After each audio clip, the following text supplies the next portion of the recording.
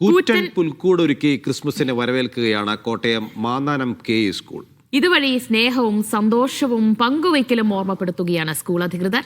പുൽക്കൂടും ദീപാലങ്കാരവും കാണുന്നതിന് നിരവധി പേർ ഇവിടെ എത്തുന്നുണ്ട്.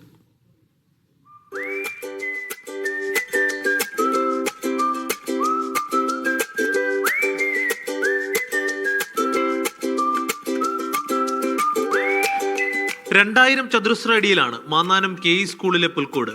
ശ്രദ്ധേയമാണ് ഗുഹാമാതൃകയിലുള്ള നിർമ്മാണം. ബെത്ലഹേമിലെ തിരുപ്പിറവിയുടെ പുനരാവിഷ്കരണമാണ് ഇവിടെ. ഉണ്ണിയേശുവിന്റെ തിരുപ്പിറവിയിൽ ആമോദരായി മറിയവും ജോസഫും. ദൈവപുത്രന്റെ വരവറിയിച്ച് വാനിലുദിച്ച നക്ഷത്രം. കാവലായി അജപാലകരും ഗബ്രിയേൽ മാലാഖയും.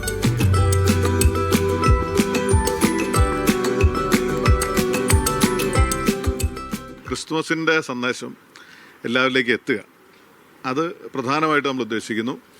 അതിൻ്റെ കൂടെ തന്നെ എൻ്റെ ഒരു വ്യക്തിപരമായ ഒരു ആഗ്രഹവും അതുപോലെ തന്നെ നമ്മൾ അതിൻ്റെ ഒരു ഉദ്ദേശവും ഇത് ഈ ക്രിപ്പ് കാണാൻ നമ്മുടെ ആളുകളൊക്കെ എത്തുക എന്നുള്ളതാണ്.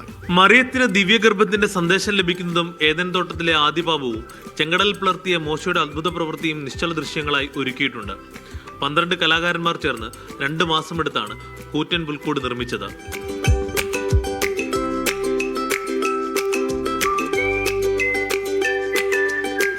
മീഡിയ 1 കോട്ടയം.